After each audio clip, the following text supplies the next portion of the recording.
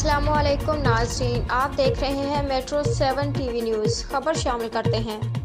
جماعت اسلامی کراچی کے امیر حافظ نعیم الرحمان کی پریس کانفرنس پر ترجمان گورنر ہاؤس کا رد عمل۔ حافظ نعیم الرحمان کے لگائے گئے الزامات میں کوئی صداقت نہیں۔ گورنر کے عہدہ پر تعیناتی آئین و قانون کے مطابق ہوئی۔